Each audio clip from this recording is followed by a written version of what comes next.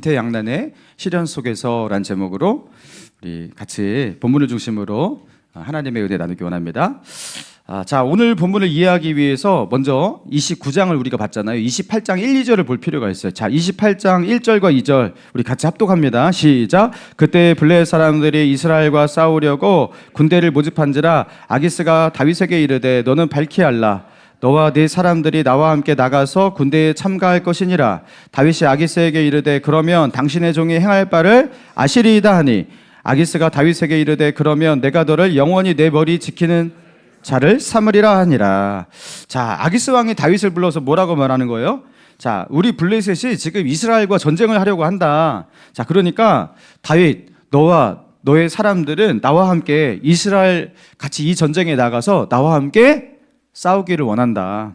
그러니까 다윗은 누구의 편이 되어야 되는 거예요? 아기스 왕의 편, 그죠? 블레셋의 편이 되어서 이스라엘과 싸우자라는 거예요. 네가 만약에 이렇게 나와 같이 싸운다면 너를 영원히 내 곁에 두어서 나의 머리를 지키는 나의 최측근 신복으로 삼겠다. 이렇게 약속을 합니다. 그러니까 어떻게 하라는 거예요? 충성하라는 거예요. 자, 그리고 이제 블레셋의 군대가 이스라엘과 싸우기 위해서 이제 블레셋 북쪽에 있는 그 아벡이라는 블레셋과 이스라엘의 접경이에요. 자, 그 이스라엘의 에브라임 땅의 그 블레셋을 마주하고 있는 이 접경이 아벡인데 이 아벡이라는 지역으로 모든 이 블레셋의 군대가 이제 출정을 한 겁니다. 모두 모이고 있는 겁니다. 자, 그런데 이 상황이 다윗의 입장에서 이게 얼마나 큰 위기냐면요. 자, 다윗이 아기스 왕의 말대로 아기스의 회하에서 블레셋 편이 되어서 이스라엘과 싸우게 된다면 이스라엘이 자기 동족이잖아요. 자기 동족 이스라엘 민족과 싸우고 자기 동족을 향해서 칼을 겨누게 된다면 여러분 그럼 어떤 일이 일어나는가? 다윗은 이스라엘의 왕이 될 수 있을까요? 자기 민족에게 칼을 겨눈 사람이 어떻게 그 민족의 왕이 될 수 있겠습니까? 여러분 배신자인 거예요, 이거는. 그죠? 그 이스라엘 민족의 원수 국가에 합류를 해가지고 자기 민족과의 전쟁에서 그쪽에서 참전을 해가지고 칼을 겨눈 사람을 어떻게 왕으로 받아들일 수가 있겠어요? 자, 다윗이 아무리 하나님께서 기름 부으신 자라고 한다 하더라도 이거는 백성들이 다윗을 용납할 수가 없는 거예요. 그는 만약에 이 전쟁에 참전해서 정말로 자기 민족과 싸우게 된다면 그는 왕의 자격을 잃게 되는 겁니다. 자기 민족을 지키라고 왕으로 그렇게 세우는 것인데 자기 민족을 해하는 자리에 있는 사람을 어떻게 왕으로 받아들일 수 있겠어요? 다윗의 정치 생명은 여기서 이제 끝이에요.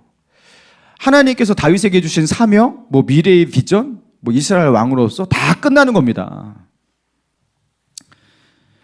자, 그러면은 다윗이 거부를 했어요. 왕이시여, 아무리 그래도 그렇지 내가 어떻게 나의 민족을 이렇게 해하는 이 전쟁에 참전을 해서 자기의 민족과 싸울 수 있겠습니까? 나는 이렇게 할 수 없습니다. 그렇게 할 수 없습니다 하면서 아기스 왕의 그 명령을, 그 요구를 거절한다면 여러분 어떻게 될까요?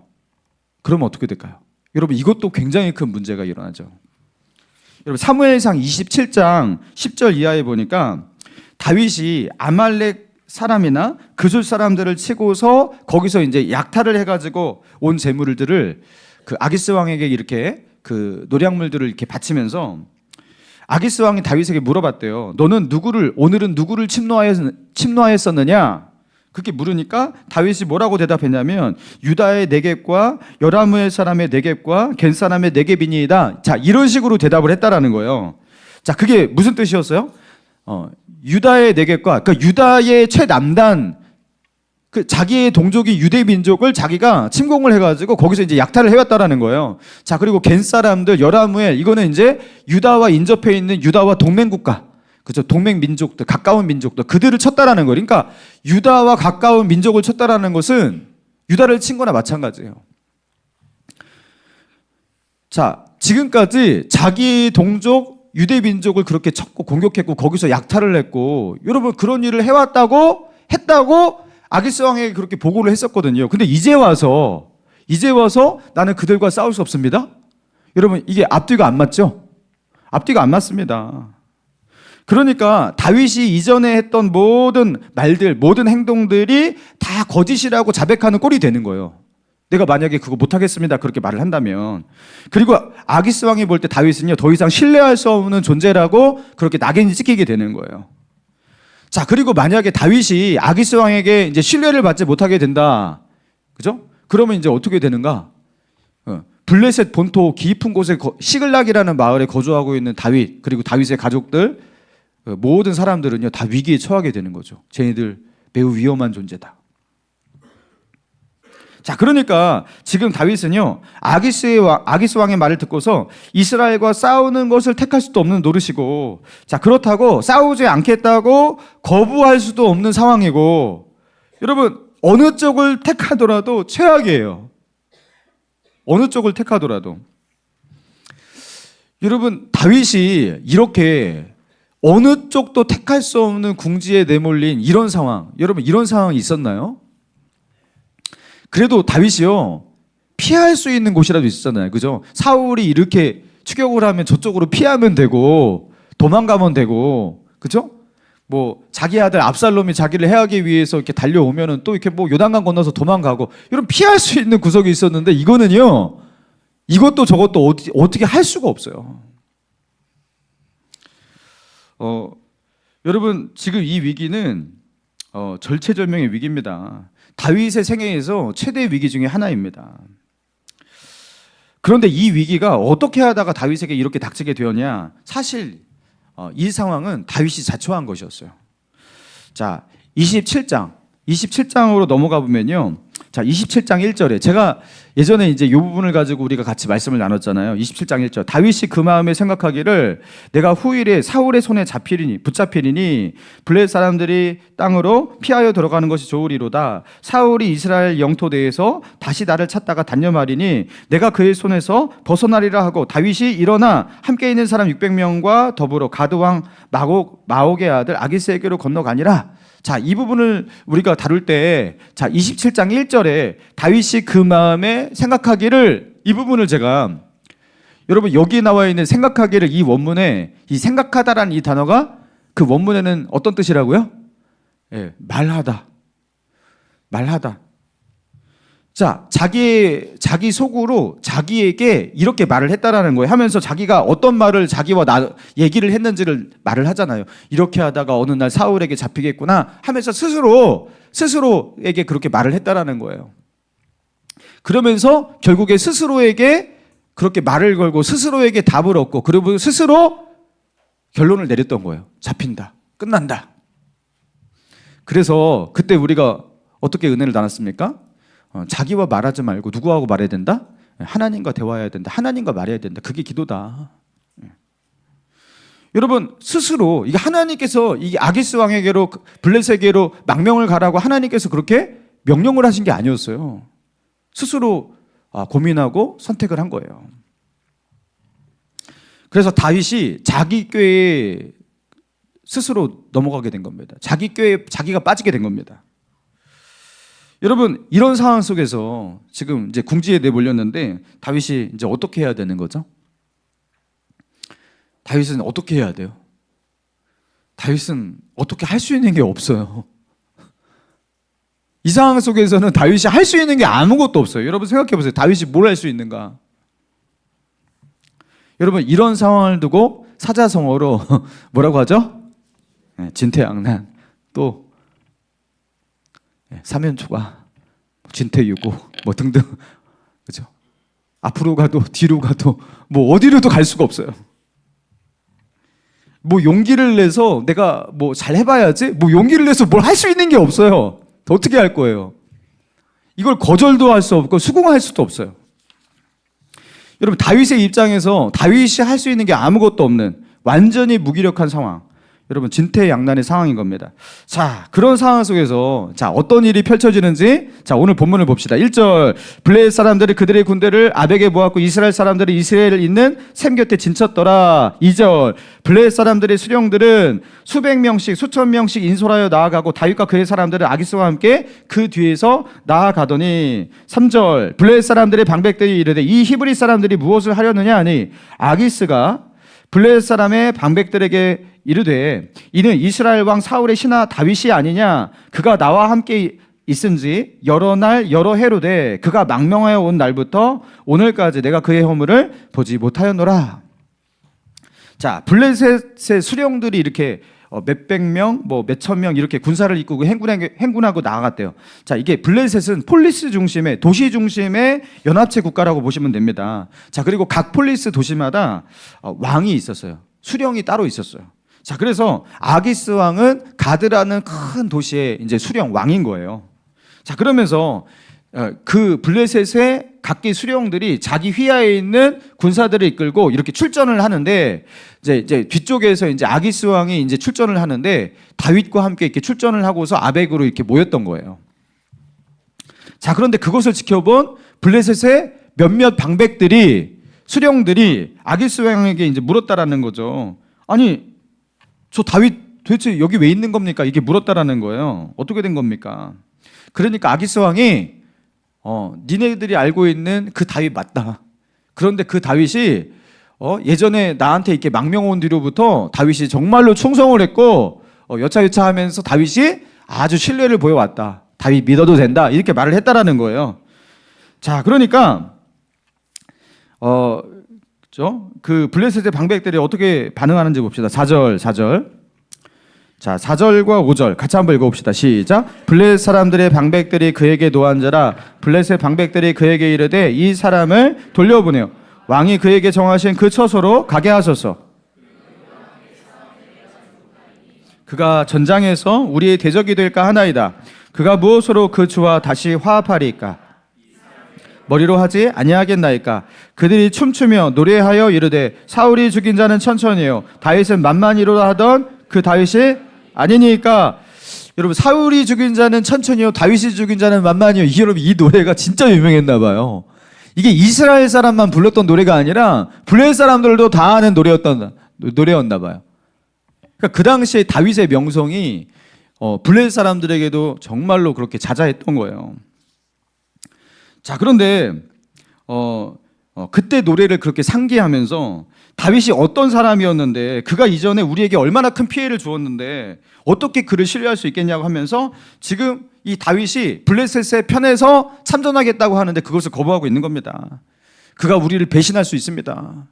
그가 우리의 목을 치고 그리고 우리의 머리를 들고 자기 사울왕에게 가갖고 자기의 죄를 용서해달라고 하면서 다시 사울왕과 합칠 수도 있습니다. 그러면서 다윗의 참전을 거부했던 거예요. 자, 그러니까 아기스 왕이 다윗을 불러서 자, 6절 어떻게 말하는지 봅시다. 아기스가 다윗을 불러 그에게 이르되 여호와께서 살아계심을 두고 맹세하노니. 아기스 왕이 이제 여호와의 이름으로 맹세까지 해요. 내가 정직하여 내게 온 날부터 오늘까지 내게 악이 있음을 보지 못하였으니 나와 함께 진중에 출입하는 것이 내 생각에는 좋으나 수령들이 너를 좋아하지 아니하니 그러므로 이제 너는 평안히 돌아가서 블레셋 사람들의 수령에게 거슬러 보이지 말게 하라. 자, 이렇게 아기스 왕이 말할 때 여러분 다윗의 마음은 어땠을까요? 너무 기뻤겠죠. 할렐루야 하면서 하나님의 구원을 찬양합니다.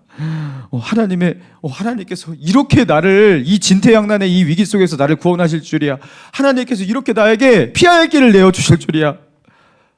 하나님, 내가 실수해서 내가 이런 지금 이 덫에 빠졌지만 하나님께서 나를 구하여 주시는군요 하면서 막 하나님을 막 찬양하고 있었을 텐데 다윗이요 순간 내가 정신 차리고 어떻게 했던 거예요? 포커페이스를 딱 하면서 자 8절 다윗이 아기스에게 이르되 내가 무엇을 하였나이까? 내가 당신 앞에 오늘까지 있는 동안에 당신의 종에게서 무엇을 보셨기에 내가 가서 내 주의 왕의 원수와 싸우지 못하게 하시나이까?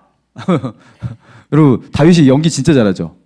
다윗의 연기력은 아주 그냥 아카데미상 그 수상할 감이에요. 대상. 대단히 실망한다듯이, 그죠? 예전에는 그렇게 아기스 왕에게 미친 사람 연기를 그게 성공적으로 했었는데 여기서는 또 완전히 낙심한 사람처럼, 그죠? 너무나 속으로는 기뻐 죽겠는데 세상 무너진 것처럼 그렇게 슬픔의 그 연기를 하고 있는 거예요. 자, 그러면서 아기스 왕이 뭐라고 하냐면 9절 이하에 보면은 다음날 새벽에 너는 떠나라. 나 안다. 네가 신실하고 충성된 자인 걸 내가 안다. 그러나 다음날 새벽에 떠나라. 시글락으로 돌아가라. 그렇게 말을 했다라는 거예요. 사랑하는 성도 여러분, 이 본문을 통해서 하나님은 우리에게 무엇을 말씀하고 있습니까? 자, 다윗은요 사면초가 그 진퇴양난에 빠져 있는 거예요. 자, 그리고 이 문제, 이 진퇴양난의 이 시련은 사실 다윗이 스스로 자초한 일이에요.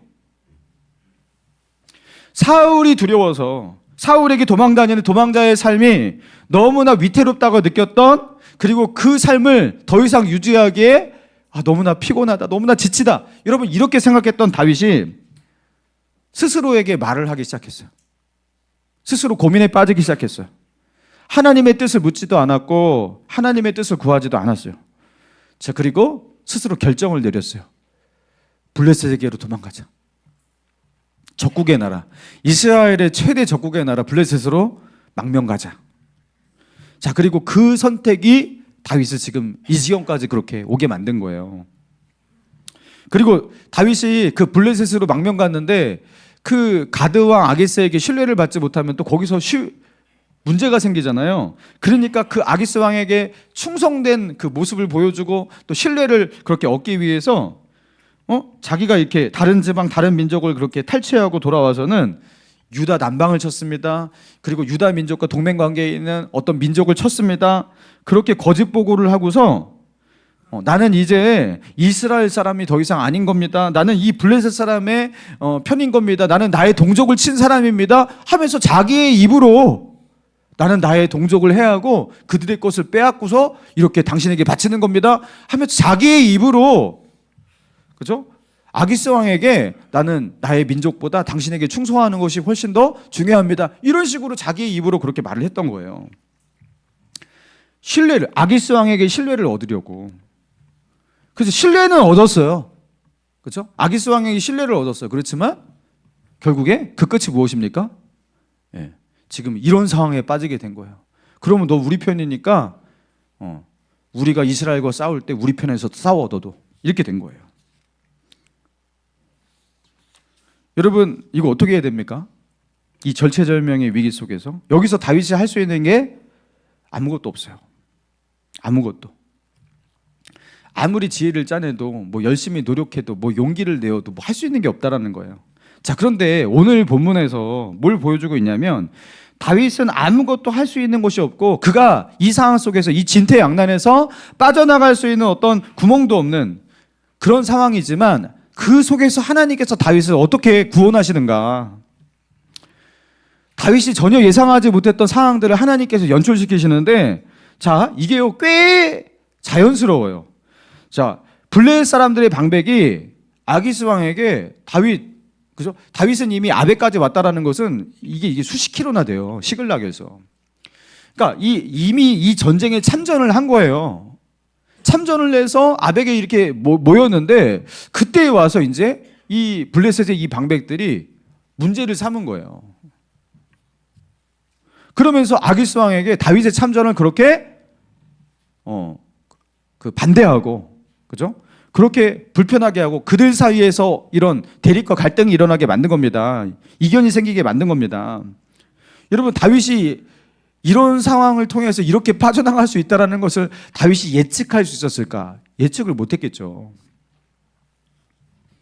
이거는 다윗이 어떤 자기의 지혜로 한 것도 아니고 자기의 힘을 어떻게 1이라도 보탠 게 하나도 없다라는 거예요. 하나님께서 그를, 그죠? 그 사면초가의 상황, 진퇴양난의 상황에서 하나님께서 그를 구하여 내신 겁니다. 하나님께서 그를 구하여 내셨다. 사실 오늘 본문은 그걸 말하고 있는 거예요. 여러분 이 사건을 해결하고 있는 분이 누구라는 거예요? 이제 더 이상 다윗이 아니에요. 뭐 다윗이 용기를 내어서 물매라도 들고 막 돌리면서 나아가고 막 이런 상황이 아니라는 거예요. 지금 다윗이 할 수 있는 게 아무것도 없으니까. 여러분 이 상황 가운데 구원이 되시는 분은 오직 하나님밖에 없다라는 거예요. 다윗은 아무것도 할 수 없고 완전히 무기력한 상황이었지만, 자신이 당한 시련 속에서 어떤 것도 할 수 없는 진퇴양난의 상황이었지만, 절체절명의 위기였지만, 앞으로 가도 문제고 뒤로 가도 문제고, 그죠? 그런데 전능하신 하나님께서, 지혜의 하나님께서, 모든 상황과 환경을 주관하시는 하나님, 그리고 사람의 마음과 생각까지도 다 뚫어보시고, 그리고 그 모든 것을 주관하시는 하나님께서 다윗을 어떻게 구원하시는지, 진퇴양난에 빠진 다윗을 어떻게 빼내시는지 여러분 보여주고 있다는 겁니다. 사랑하는 성도 여러분, 우리가 아무것도 어떻게 내 힘으로 할 수 없는 이 진퇴양난의 상황 가운데 빠져 있을 때, 어떤 경우에는요, 이 다윗처럼 내가 당한 이 문제, 이 시련이 사실 누구 때문도 아니고 바로 나 때문에, 내가 그때 잘못된 판단을 했었고요, 잘못된 선택을 했었고요, 내가 그때 잘못된 그 태도와 자세를 가지고 그렇게 삶을 살았고, 잘못된 생각과 마음을 품었고, 그렇기 때문에 내가 하나님을 두려워해야 되는데 사람을 더 두려워하고, 그렇죠? 어떤 문제를 더 두려워하고, 그리고 어떤 거에 대한 욕심 때문에, 그 믿음과 상관없이, 그러면서 결국에 인간적인 생각으로 나의 경솔한 판단과 선택으로 여러분 그렇게 어떤 선택을 하고 그 길을 걸어가는데, 결국에 그것 때문에 다윗처럼 여러분 이렇게 진퇴양난에 빠지게 되는 그 문제 속으로, 시련 속으로 들어가게 되는 일이 여러분 우리에게도 있잖아요. 근데 그 문제의 중심에는 바로 내가 있다라는 걸 나는 알아요. 그리고 그거를 극복하고 싶은데, 이거는 뭐 내가 열심히 해서 될 문제가 아니에요. 나의 힘으로 어떻게 해볼 수 있는 게 아니에요. 열심히 노력해서 될 것도 아니고.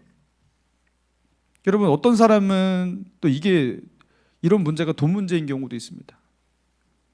그때 내가 그렇게 욕심을 내서는 안 됐는데, 내가 그때 그렇게 그런 판단을 해서는 안 됐는데, 그렇죠? 근데 이제 더 이상 이거를 해결할 수 있는 힘이 나에게 없는 거예요. 또 어떤 사람에게는 이게 건강 문제인 경우도 있어요. 어떤 사람에게는 관계의 문제. 어떤 분은 영적인 문제이기도 해요. 이렇게도 할 수 없고 저렇게도 할 수 없고 나는 완전히 무기력한 상황. 여러분, 그때 믿음의 사람은 어떻게 해야 하는가?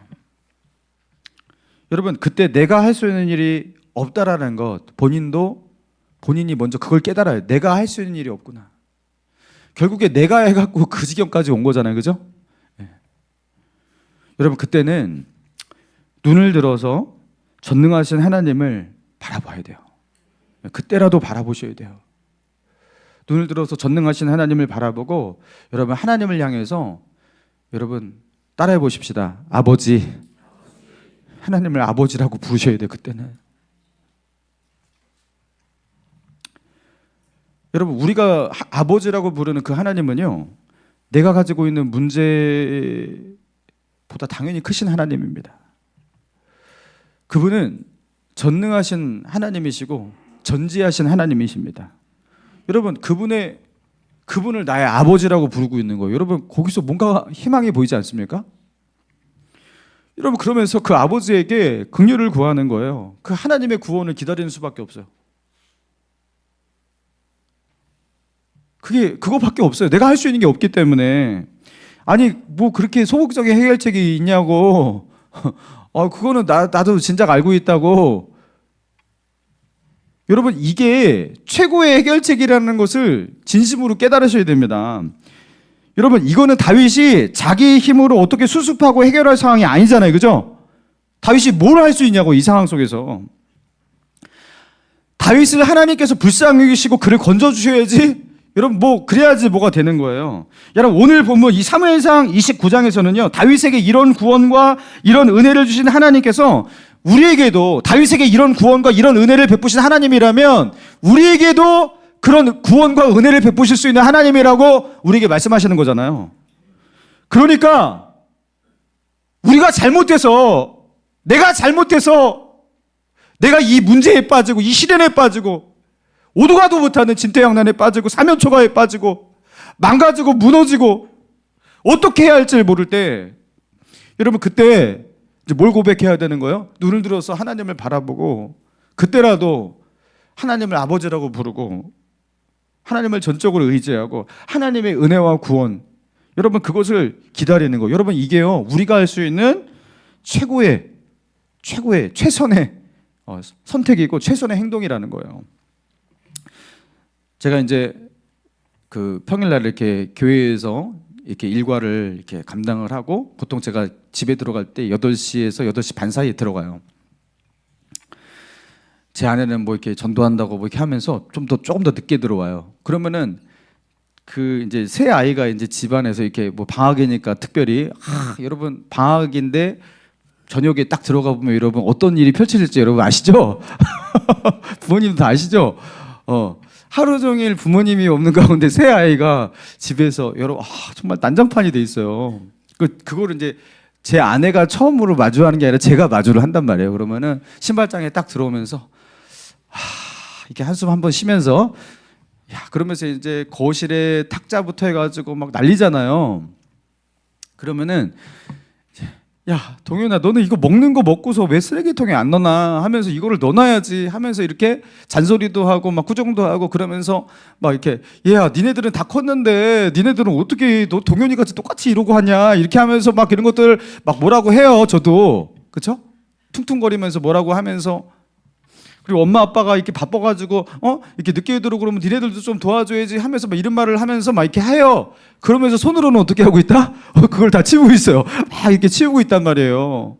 야 니네들이 좀 먹었으면은 가끔 한 번쯤 이렇게 설거지라도 해 그러면서 애들한테 그렇게 말을 하지만 설거지는 누가 하고 있어요? 제가 하고 있단 말이에요. 손으로. 그것도 막 이렇게 치우고 니네 방은 니네가 좀 정리하고 청소해야지 이렇게 말을 하고 있지만 그쵸? 그런 것들을 다 수습하고 도와주고 여러분 챙기는 사람은 결국에 누구다? 여러분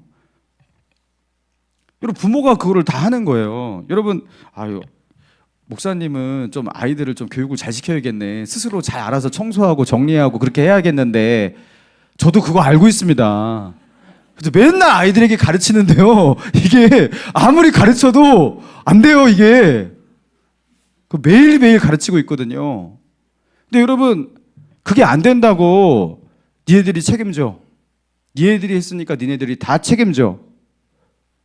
여러분 그렇게 할 수가 있냐라는 거예요. 여러분 아이들이 스스로 다 책임질 수 있고 스스로 다 자기의 문제를 이렇게 수습할 수 있다면 그거는 아이가 아니에요. 성인이지. 자기 문제를 책임지고 수습할 수 있는 단계까지 이르는 사람은 성인이라고 하는 거예요. 그죠? 그렇게 해야만 하는 사람은 성인이에요. 그죠? 아이들이 난장판을 친 거, 어질러 놓은 거 수습은 이제 보통 엄마 아빠가 한다라는 거죠. 그 아이에게 이렇게 해서는 안 된다라고 가르치고 교훈하고 책망도 하지만 결국에 수습은 엄마 아빠의 몫이라는 거죠. 자, 아이들이 밖에 나가서 사고를 쳤어요. 문제를 일으키고 돌아왔어요.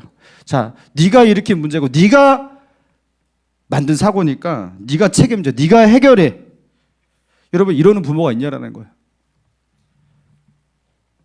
여러분 때로는 그런 식으로 아이들에게 꾸중하고 책망하고 따끔하게 혼낼 필요도 있죠. 자, 그렇지만 이번만큼은 내가 수습하고 내가 책임져 줄게 하면서 아이들한테 결국에 교훈하고 훈계하잖아요.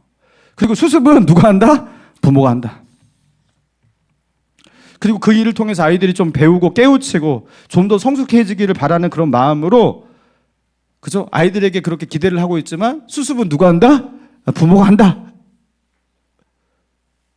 여러분 하나님을 아버지라고 부른다는 게 왜 위대한 것인지 아십니까? 잘못은 내가 했거든요. 사고는 내가 쳤거든요. 문제는 내가 만들었거든요. 이 모든 것을 어질러 핀 사람은 바로 나거든요. 나도 알아요. 근데 우리가 하나님을 향해서 아버지 도와주세요. 이렇게 하나님께 기도를 하고 하나님을 부를 때 아버지라고 부르지 마. 네가 했으니까 네가 알아서 해. 네가 책임져. 여러분 하나님께서 그렇게 하시겠냐고요. 예? 못난 부모도 그렇게 안 하는데 하물며 하늘에 계신 아버지께서 그렇게 하시겠냐고요. 하나님은 우리에게 책망하십니다. 우리가 깨닫기를, 우리가 성숙하기를, 우리가 믿음으로 살기를 그렇게 바라십니다. 그렇게 말씀도 하시고요. 그리고 회개하라고 말씀하십니다. 자, 그러나 수습은 결국에 하나님이 해주시는 거예요. 그분이 우리 아버지이기 때문에 우리에게 긍휼과 은혜를 베풀어 주시고 결국에 수습해 주시는 분이 하나님 아버지예요. 다윗은요 사실 블레셋 망명을 하기 전에 이미 10여 년 정도 가까이 그죠? 사울을 피해서 도망다니는 그 삶을 오랫동안 살았고 그리고 그 삶에 굉장히 익숙해졌단 말이에요. 그리고 시글락으로 피하지 않고 1년 4개월만 버티면 이제 이 도망자의 삶은 끝나요. 1년 4개월 남았어요. 1년 4개월. 근데 다윗의 입장에서는 그게 얼마 남은지는 알 수 없죠. 여러분 10년 가까이를 버텼는데 1년 4개월 더 못 버팁니까? 근데 다윗이 그 막바지에 야 이거 너무 힘든데 이거? 사울이 나중에 총 공세를 해서 이렇게 포위해 오면 이거 도망가기 힘들겠는데? 막 이러면서 야 그동안 이렇게 견뎌왔는데 이거 언제까지 이 일을 하겠어? 하면서 어떻게 한 거예요? 도저히 못 참겠어 하면서 블레셋의 망령을 택한 겁니다. 그리고 블레셋의 망명은 결국에 그죠? 최악의 선택이었죠. 자기 원수 국가로 망명을 갔는데 여러분 그 원수의 나라에서 이스라엘과 대립 관계에 있는데 여러분 이런 상황이 연출되는 거 여러분 이거 예견되는 거 아닙니까? 여러분 이런 상황에 빠지게 된 거예요. 내가 저질러 놓은 것에 내가 걸려서 큰 그죠? 문제에 처하게 된 겁니다. 난관에 처하게 된 겁니다. 여러분 이때 어떻게 해야 된다고요? 내가 했으니까 내가 책임져야지 뭐 하면서 뭘 책임져요? 책임질 수도 없는데 책임을 질 수 있으면 책임을 지겠지. 책임을 질 수도 없잖아요. 어떻게 책임져요 이거를? 그때는 하나님을 찾아야 돼요. 진작에 하나님을 찾았어야 되는 거죠. 근데 이때라도 눈을 들어서 전능하신 하나님을 바라보셔야 된다는 겁니다. 여러분 나에게 방법이 없는 것이고 나에게 진퇴양난이고 나에게 사면초가지 전지전능하신 하나님에게는 여러분 이게 그렇게 큰 문제가 아닐 수가 있는 거예요. 그죠? 여러분 그때 낙심하지 말고 절망하지 말고 하나님을 바라보라는 거예요. 그때 이게 꼭 나 때문이야? 너 때문이지? 하면서 누구 원망하고 너 때문이야 하면서 삿대질하고 싸우고 여러분 이런 거 하지 마시고 여러분 그때 하나님을 아버지라고 부르시면서 하나님께 나아가라는 거예요. 여러분 그러면 하나님께서 어떻게 하시냐? 하나님께서 여러 가지 옵션이 많아요. 그렇죠? 때로는 하나님께서 앞에 가로막혀 있는 바다를 가르시는 홍해의 기적을 바다를 갈라버리시는 홍해의 기적을 우리에게 펼쳐주실 수도 있고 물이 없는 광야에서 하나님께서 물을 어떻게 내셨어요? 예, 반석에서 물을 터치셔서 갑자기 반석에서 왜 물이 나와요?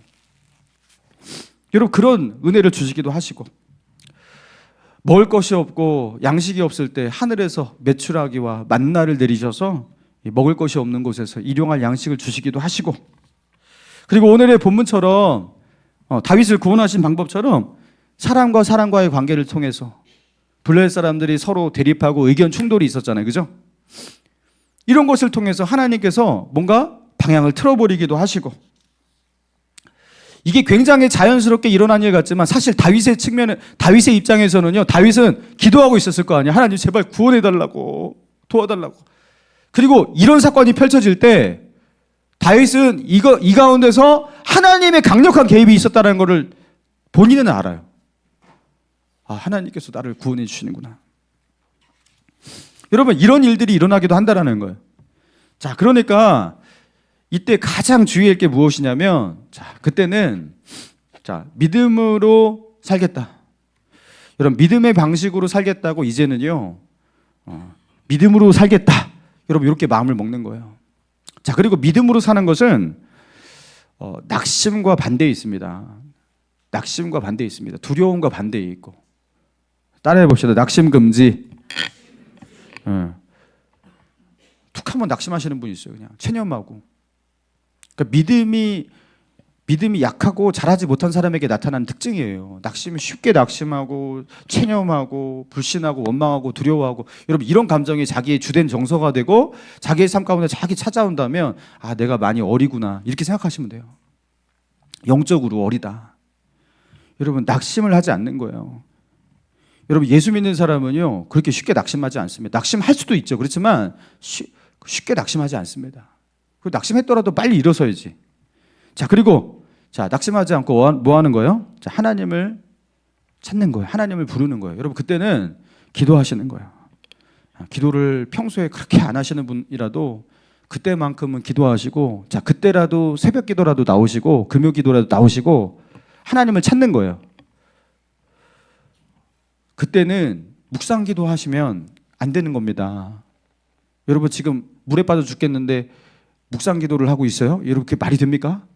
그때는 두 손 올리고 아버지 하면서 하나님을 찾아야 되는 거예요. 하나님을 간절히 찾는 거예요. 나 살려달라고.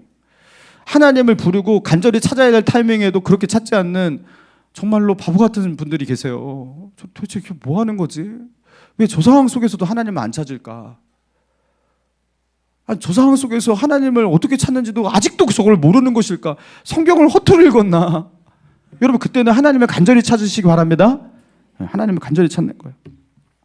자, 야곱이 참 그 성경에서 고난과 그 인생에 진짜 많이 꼬였던 사람의 대표적인 인물이 야곱이잖아요. 여러분, 야곱이 형의 그 장자권 탐냈고 뭐 이렇게 팥죽 뭐 그 사건도 있었고, 그리고 아버지 이삭이 죽기 전에 자기 아들 장자 에서를 축복하려고 에서한테 짐승 하나 잡아와라.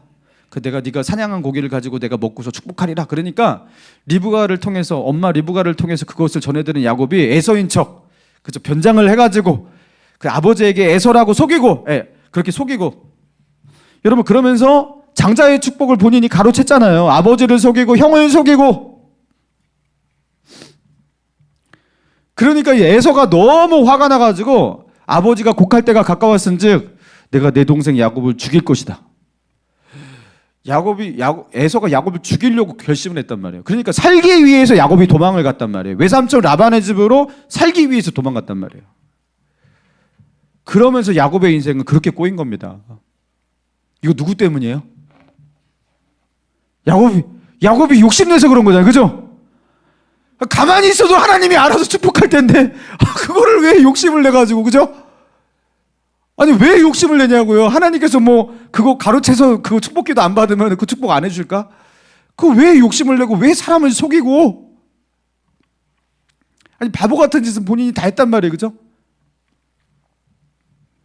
근데 그 외삼촌 라반의 집으로 도망가다가 그 길에서 돌베개 베고 자잖아요.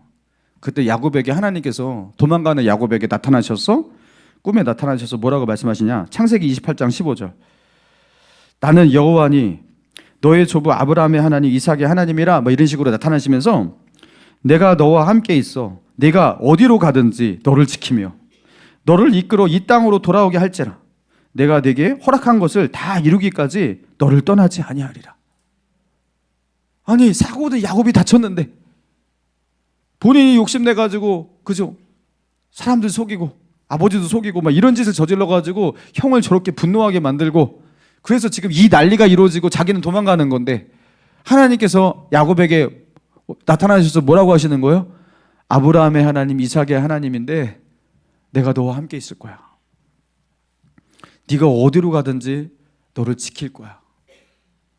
그리고 네가 떠난 이곳으로 내가 너를 다시 돌아오게 할 거야. 그리고 내가 너에게 약속한 이 모든 것을 이루기까지 나는 너와 함께 있을 거야.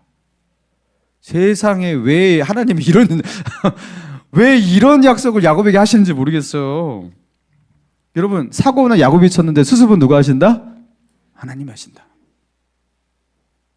여러분, 이런 하나님의 이야기가 참 많습니다. 야곱의 삶에 고난이 그렇게 많고 역경이 그렇게 많지만 결국에 하나님이 그를 지키십니다. 사랑하는 성도 여러분, 아브라함과 이삭과 야곱의 하나님이 바로 우리의 하나님이에요. 자기의 아들도 아끼지 않고 우리 죄를 해결하기 위해서 내어주신 하나님이십니다. 여러분, 그 하나님께 여러분의 인생을 맡기시고 하나님을 아버지라고 부르시기 바랍니다. 전능하신 하나님, 내가 하나님을 의지하지 않고 내가 한눈 팔고 믿음으로 살지 못해서 내가 이 지경까지 왔지만 하나님 나의 아버지 맞습니다. 전지전능하신 하나님에게는 이 문제가 그렇게 큰 문제가 아닙니다. 그러면서 하나님께 소망을 두고 절대로 낙심하지 말고 절망하지 말고 믿음과 소망 속에서 살아갈 수 있는 저와 여러분 되시기를 주님의 이름으로 축원합니다.